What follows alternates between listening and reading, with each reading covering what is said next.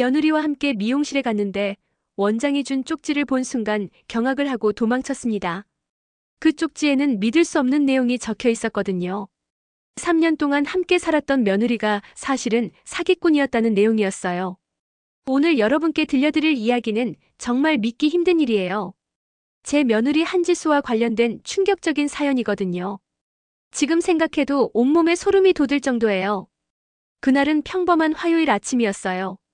지수가 갑자기 저한테 미용실 가자고 하더라고요. 어머님, 오늘 머리 좀 하시면 어떨까요? 제가 예약해둔 곳이 있어요. 평소보다 좀 이상하게 적극적이었어요. 휴대폰도 계속 확인하고 불안해 보였거든요. 그런데 며느리가 좋은 마음으로 하는 제안인데 거절할 수는 없잖아요. 미용실에 도착하니까 이 원장님이 반갑게 맞아주시더라고요. 오랫동안 제가 다니던 곳이었거든요. 지수는 처음 와보는 곳이라며 신기해했어요. 그런데 이상한 일이 벌어졌어요. 지수가 화장실에 간 사이에 이 원장님이 제 귀에 속삭이시는 거예요. 조심하세요. 정말 조심하셔야 해요. 무슨 말씀이세요? 왜 갑자기 그런 말씀을 하시는 거예요? 그때 지수가 화장실에서 나왔어요. 이 원장님은 입을 다물고 머리를 자르기 시작하셨어요.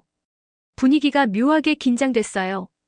머리를 자르는 내내 가슴이 두근거렸어요. 이 원장님의 말이 계속 맴돌았거든요. 조심하라니 대체 무엇을 조심하라는 건지. 그때였어요. 이 원장님이 슬쩍 제 손에 작은 쪽지를 쥐어주시더라고요. 지수가 보지 못하게 조심스럽게요.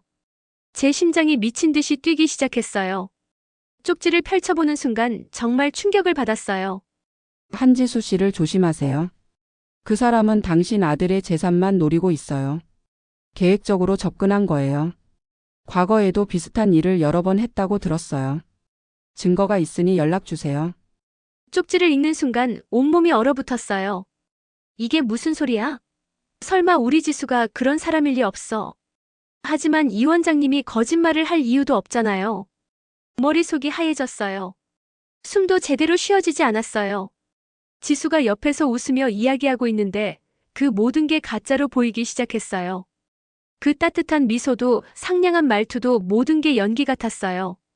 어머님 괜찮으세요? 얼굴이 안 좋아 보이는데요. 지수가 걱정하는 척 물어보는데 그것마저 가짜 같았어요. 아니야, 괜찮아. 그냥 좀 어지러워서. 더 이상 그 자리에 있을 수가 없었어요. 화장실에 가겠다고 하고 자리를 벗어났어요. 거울 속 제 얼굴이 창백하더라고요. 손이 떨려서 쪽지를 제대로 잡을 수도 없었어요. 이게 현실인가 싶었어요. 믿고 있던 며느리가 사기꾼이라니. 화장실에서 나와서 이 원장님께 먼저 가겠다고 했어요. 급한 일이 생겼다고 핑계를 대고요. 지수가 이상하게 쳐다봤지만 신경 쓸 여유가 없었어요. 미용실을 나오자마자 뛰기 시작했어요. 정말 도망치는 기분이었어요. 쪽지를 꽉 쥐고 거리를 정신없이 걸었어요. 따뜻한 햇살이 비치고 있었는데 제 눈에는 모든 게 어둡게 보였어요. 평온했던 일상이 한순간에 무너져 내렸어요. 이제 뭘 해야 할지 모르겠더라고요. 집에 돌아와서도 계속 쪽지만 쳐다봤어요. 혹시 잘못 본 건 아닐까 하면서요. 하지만 글씨는 선명했어요. 그날 밤 지수가 돌아왔을 때 평소와 똑같이 굴었어요. 어머님, 미용실에서 갑자기 나가시길래 깜짝 놀랐어요. 괜찮으시죠? 그 모습을 보니까 더 무서웠어요. 정말 아무것도 모르는 척 연기하는 게 너무 자연스러웠거든요. 이 사람이 진짜 사기꾼이구나 싶었어요. 그날 밤부터 지수를 다른 눈으로 보기 시작했어요. 평소에는 신경 쓰지 않던 작은 행동들이 모두 의심스러워졌거든요. 정말 힘든 시간이었어요. 아들 성훈이한테 말해야 하나 고민했어요. 하지만 증거도 없이 며느리를 의심한다고 하면 오히려 제가 이상한 사람 취급받을 것 같았어요. 그래서 일단 혼자 조사해보기로 했어요. 이 원장님께 전화를 걸었어요. 쪽지에 대해 더 자세히 알고 싶다고 했죠. 원장님도 심각한 목소리로 대답해 주시더라고요. 사실 저도 확실하지 않아서 조심스럽게 말씀드린 거예요. 하지만 제 친구가 한지수라는 사람에 대해 이야기해줬거든요. 과거에 여러 남자들한테 접근해서 돈을 뜯어낸 적이 있대요. 친구분을 만날 수 있을까요? 네, 연락해 보겠어요. 하지만 정말 조심하세요. 전화를 끊고 나니까 온몸이 떨렸어요. 설마가 현실이 되고 있는 거예요. 우리 지수가 정말 그런 사람일 수도 있다는 게. 다음 날 이 원장님 친구분을 만났어요. 작은 카페에서 만났는데 그분이 들려준 이야기는 정말 충격적이었어요. 김 여사라는 분이었는데요. 한지수라는 여자 저도 알아요. 5년 전에 제 조카가 그 여자 때문에 큰 고생했거든요. 결혼 직전까지 갔는데 갑자기 사라졌어요. 조카 통장에서 3천만 원이 빠져나간 걸 나중에 알았죠. 그 여자가 투자한다고 해서 돈을 맡겼는데 잠적해 버렸어요. 조카가 얼마나 충격을 받았는지 몰라요. 그 말을 듣는 순간 정말 화가 치밀어 올랐어요. 우리 성훈이도 그런 목적으로 접근한 거구나. 3년 동안 속고 살았다는 게 너무 억울했어요. 김 여사님이 더 충격적인 말을 하시더라고요. 그 여자가 보통 수법이 결혼까지 하고 재산을 빼돌린 다음에 이혼한다는 거예요. 때로는 남편 가족들을 이간질시켜서 재산 싸움을 일으키기도 한대요. 듣고 보니까 지수의 행동 중에 이상한 게 많았어요. 결혼 초기부터 제 통장 비밀번호를 알고 싶어 했거든요. 가족 재산이 얼마나 되는지도 자꾸 물어봤고요. 그리고 최근에는 성훈이한테 제가 건망증이 심해진다고 자꾸 말하더라고요. 혹시 치매 검사를 받아보라고도 하고요. 그때는 걱정해서 하는 말인 줄 알았는데 이제 보니까 다 계획이 있던 거였어요. 저를 치매 환자로 만들어서 재산 관리 권한을 빼앗으려던 거죠. 정말 무서운 계획이었어요. 집에 돌아와서 지수의 방을 몰래 확인해 봤어요. 문이 잠겨 있더라고요. 결혼한 지 3년이 넘었는데 방문을 잠글 이유가 뭐가 있겠어요. 더 의심스러워서 성훈이가 회사에 간 사이에 다시 시도해 봤어요. 이번에는 문이 열려 있었어요. 조심스럽게 들어가서 살펴봤죠. 화장대 서랍을 열어보니까 이상한 서류들이 있더라고요. 상속 관련 법률 상담 메모랑 변호사 명함이었어요. 왜 며느리가 이런 걸 가지고 있을까요? 그리고 수첩에는 더 무서운 내용이 적혀 있었어요. 치매 진단받으면 상속 절차 간단해짐. 요양원 비용 알아보기. 이런 메모들이요. 정말 소름이 끼쳤어요. 지수가 저를 치매 환자로 만들어서 요양원에 보내려고 계획하고 있었던 거예요. 그리고 나서 재산을 혼자 차지하려고요. 너무 무서워서 방에서 나왔어요. 손이 덜덜 떨려서 차도 제대로 마실 수 없었어요. 3년 동안 한 집에서 살면서 이런 계획을 세우고 있었다니. 그날 저녁 지수가 돌아왔을 때 평상시와 똑같이 굴었어요. 어머님, 오늘 하루 어떻게 보내셨어요? 몸은 괜찮으시고요? 그 모습이 너무 소름 끼쳤어요. 낮에는 제가 치매에 걸렸는지 확인하고 밤에는 이렇게 상냥하게 굴고. 정말 이중인격자 같았어요. 성훈이한테 말해야겠다고 생각했어요. 하지만 증거가 부족했어요. 수첩 내용만으로는 성훈이를 설득하기 어려울 것 같았거든요. 그래서 더 확실한 증거를 찾기로 했어요.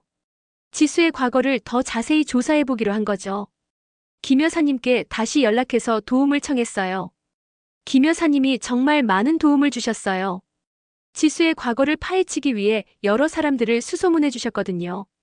그리고 나온 결과는 정말 충격적이었어요. 한지수라는 이름도 가명이었어요. 본명은 한미라였거든요.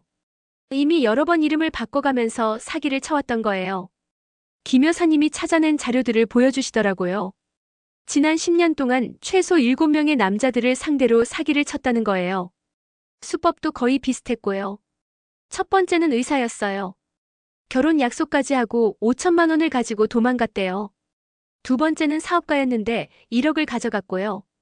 세 번째부터는 더 악랄해졌어요. 아예 결혼까지 해버리는 거예요. 그리고 서서히 남편을 조종해서 재산을 빼돌리고 이혼하는 수법이었어요. 네 번째 남편이었던 분도 만날 수 있었어요. 박 사장님이라는 분이었는데 정말 비참한 상태였어요. 한지수 때문에 회사까지 망했다고 하시더라고요. 그 여자가 회사 기밀을 경쟁사에 팔아넘겼어요. 내부 정보를 다 빼돌리고 고객 명단까지 유출시켰죠. 결국 회사가 도산하고 전 재산을 잃었어요. 그 말을 듣는 순간 성훈이 회사가 생각났어요. 최근 들어 성훈이가 회사 일 때문에 스트레스를 많이 받고 있었거든요. 거래처에서 계약을 취소하는 일이 많아졌다고 하더라고요.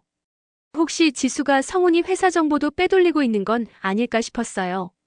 성훈이가 집에서 회사 일을 할 때 지수가 항상 옆에 있었거든요. 차 가져다 주면서 컴퓨터 화면을 힐끔힐끔 보고 있었어요. 김 여사님이 더 무서운 이야기를 해주시더라고요. 지수의 가족들도 다 사기꾼이라는 거예요. 가족 단위로 조직적으로 사기를 치고 있었던 거죠. 지수 아버지는 부동산 사기로 전과가 있고요. 어머니는 보험 사기로 잡혀간 적이 있대요. 남동생도 대출 사기로 현재 수배 중이라고 하더라고요. 그러니까 지수가 우리 집에 시집 온 것도 다 가족이 짠 계획이었던 거예요. 성훈이를 미끼로 잡아서 우리 집 재산을 빼돌리려는 거였죠. 정말 무서운 일이었어요. 더 충격적인 사실도 알게 됐어요. 지수가 이미 다른 남자와 바람을 피우고 있다는 거예요. 이번에도 재산을 다 빼돌리면 그 남자와 도망갈 계획이었던 거죠. 사진도 있었어요. 지수가 모르는 남자와 호텔에 들어가는 사진이었어요. 성훈이한테는 친구 만나러 간다고 거짓말하고 바람을 피우고 있었던 거예요. 정말 화가 머리끝까지 났어요. 우리 성훈이를 이렇게 가지고 논 거예요. 순진한 우리 아들을 완전히 바보로 만든 거죠. 김 여사님이 조언해 주시더라고요. 이제 성훈이한테 말해야 한다고요. 하지만 방법을 잘못하면 오히려 지수가 먼저 도망갈 수 있다고 하시더라고요. 그래서 확실한 증거를 더 모으기로 했어요. 지수의 휴대폰 내용도 확인해보고 싶었거든요. 틀림없이 바람 피우는 남자와 주고받은 메시지가 있을 거예요. 어떻게 할지 고민하고 있는데 김 여사님이 좋은 방법을 알려주시더라고요. 지수 생일날 깜짝 파티를 열어서 모든 증거를 공개하자는 거였어요. 가족들과 지수 친구들 앞에서 폭로하는 거죠. 그래야 지수가 변명할 수 없을 거라고 하시더라고요. 그리고 도망갈 시간도 주지 않고 바로 경찰에 신고할 수 있다고 하셨어요. 정말 좋은 계획인 것 같았어요. 하지만 한편으로는 무서웠어요. 성훈이가 얼마나 충격을 받을지 걱정됐거든요. 3년 동안 사랑했던 아내가 사기꾼이었다는 걸 알게 되면 얼마나 힘들까요? 그래도 진실을 알아야 한다고 생각했어요. 더 늦으면 우리 집 재산이 다 없어질 수도 있었거든요. 성훈이를 위해서도 빨리 진실을 밝혀야 했어요. 지수 생일이 일주일 앞으로 다가왔어요. 저는 김 여사님과 함께 치밀한 계획을 세웠어요. 모든 증거를 정리해서 파티 때 공개하기로 한 거죠. 성훈이한테는 어머니가 지수를 위해 깜짝 파티를 준비하고 싶다고 했어요. 성훈이가 정말 좋아하더라고요.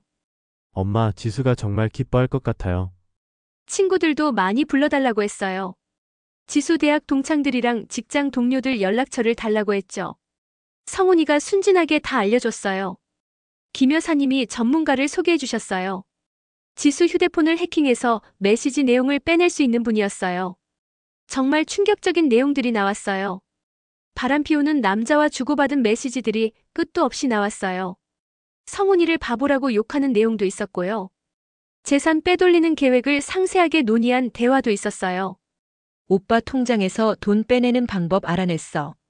시어머니 치매인 척하게 만들어서 재산 관리권 넘겨받을 거야. 그러면 우리가 다 가질 수 있어. 이런 메시지들을 보는데 정말 속이 뒤틀렸어요. 우리를 완전히 호구로 본 거예요. 성훈이 얼굴이 생각나니까 너무 미안하고 화가 났어요. 파티 당일 아침이었어요. 지수가 평소보다 더 기분이 좋아 보였어요. 오늘 생일이라고 신이 나서 이른 아침부터 화장하고 있더라고요.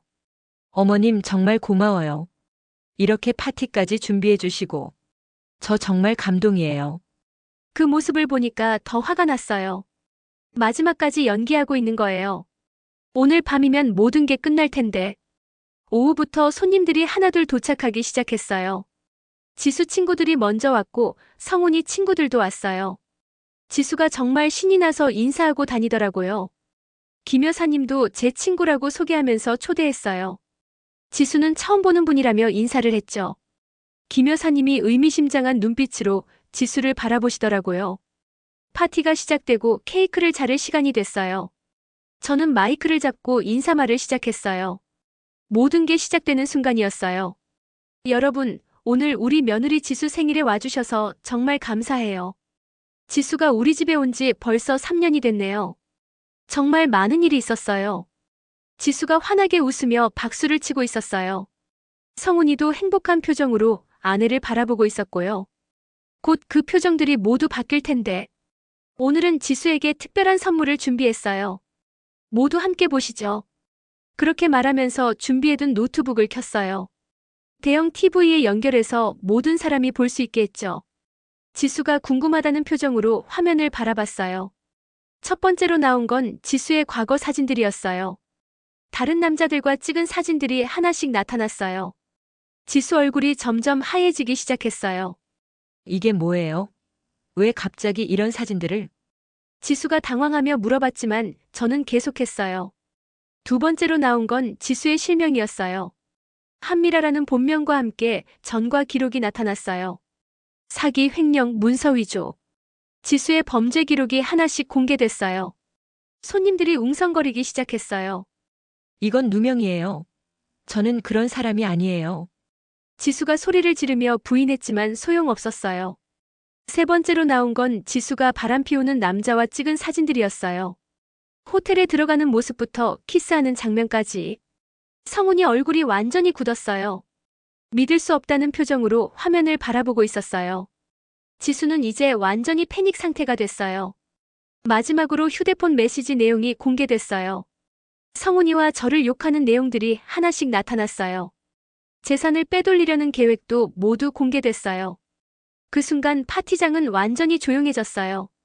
모든 사람이 충격에 빠져서 말을 하지 못했어요. 지수만 혼자 울면서 변명하고 있었어요. 파티장은 완전히 난리가 났어요. 지수가 울면서 소리를 지르고 있었고요. 성훈이는 충격에 빠져서 말도 못하고 있었어요. 이건 다 거짓말이에요. 누군가 저를 모함하는 거예요. 어머님, 저를 믿어주세요. 지수가 제게 매달렸지만 저는 냉정하게 밀어냈어요. 이제 와서 연기해봤자 소용없었거든요. 모든 증거가 다 나왔는데 뭘 어쩌겠어요. 성훈이가 드디어 입을 열었어요. 목소리가 떨리고 있었어요. 지수야, 이게 정말이야? 내가 정말 다른 남자와 바람을 피운 거야? 우리 집 재산을 노리고 접근한 거야? 대답해봐. 지수가 계속 부인했지만 성훈이는 더 이상 믿지 않았어요. 휴대폰 메시지까지 공개됐는데 뭘 더 변명하겠어요. 성훈이 얼굴이 분노로 일그러졌어요. 손님들도 하나둘 자리를 떴어요. 지수 친구들은 창피해서 도망가듯 나갔고요. 성훈이 친구들은 성훈이를 위로하려고 남아 있었어요. 김 여사님이 미리 연락해둔 경찰이 도착했어요. 지수를 사기 혐의로 체포하러 온 거였어요. 지수가 더욱 울부짖었지만 소용없었어요.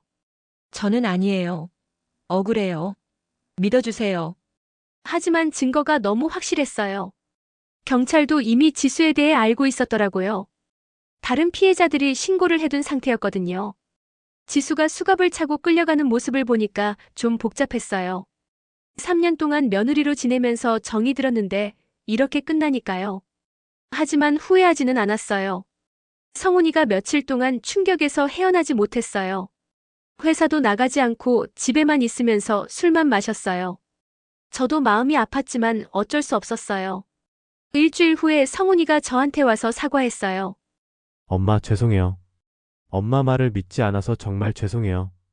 저는 그런 성훈이를 꼭 안아줬어요. 괜찮다, 이제 다 끝난 일이야. 우리 새로 시작하자. 지수의 재판이 시작됐어요. 사기, 횡령, 불륜 등의 혐의로 기소됐거든요. 저와 성훈이도 증인으로 법정에 나갔어요. 지수가 피고석에 앉아있는 모습을 보니까 참 씁쓸했어요. 한때는 가족이라고 생각했던 사람인데. 하지만 동정심은 들지 않았어요. 재판 과정에서 더 많은 피해자들이 나타났어요. 지수가 지난 10년 동안 사기친 사람이 20명이 넘었어요. 피해 금액만 해도 10억 원이 넘었다고 하더라고요. 검사가 지수에게 징역 8년을 구형했어요. 지수는 끝까지 억울하다고 주장했지만 소용없었어요. 증거가 너무 확실했거든요. 판사가 최종 판결을 내렸어요. 피고인 한미라에게 징역 8년을 선고한다. 그 순간 지수가 주저앉으며 울부짖었어요. 재판이 끝나고 법정을 나오니까 후련했어요. 드디어 모든 게 끝났다는 안도감이 들었어요. 성훈이도 많이 가벼워 보였어요. 집으로 돌아가는 길에 성훈이가 말했어요. 엄마, 정말 고마워요. 엄마가 아니었으면 저는 계속 속고 살았을 거예요. 그 말을 듣고 보니까 모든 고생이 보람이 있었다는 생각이 들었어요. 내 아들을 사기꾼한테서 구해낸 거니까요. 정말 다행이었어요. 지수가 교도소에 간 후에 우리 집은 평화로워졌어요. 성훈이도 다시 웃음을 찾았고요.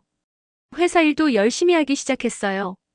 6개월 후에 성훈이가 새로운 여자친구를 소개해줬어요. 이번에는 정말 착하고 순수한 사람이었어요. 저도 마음에 들었어요. 이제는 사람을 볼 줄 알게 됐어요. 지수 같은 사기꾼의 특징을 잘 알거든요. 성훈이에게도 조심하라고 많이 당부했어요.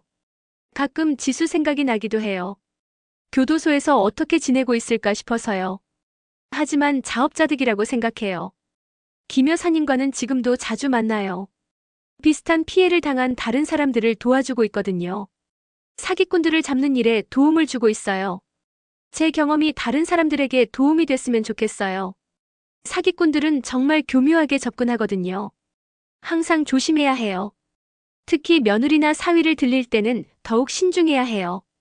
배경 조사도 철저히 하고요. 너무 완벽해 보이는 사람일수록 의심해봐야 해요. 지수처럼 처음에는 정말 착해 보였거든요. 하지만 시간이 지나면서 본색이 드러났어요. 작은 신호들을 놓치지 말아야 해요. 지금 저는 정말 행복해요. 성훈이와 새 며느리감과 함께 평화롭게 살고 있어요. 지수라는 악몽에서 벗어난 거죠. 여러분도 저 같은 일을 당하지 않으시길 바라요. 항상 조심하시고 의심스러운 일이 있으면 주변에 도움을 요청하세요. 혼자서는 해결하기 어려운 일들이 많거든요. 저는 운이 좋게도 김 여사님 같은 분을 만나서 도움을 받을 수 있었어요. 그래서 지수의 계략을 막을 수 있었죠. 정말 감사한 일이었어요. 이제 새로운 시작이에요. 성훈이가 좋은 사람과 결혼해서 행복한 가정을 꾸렸으면 좋겠어요.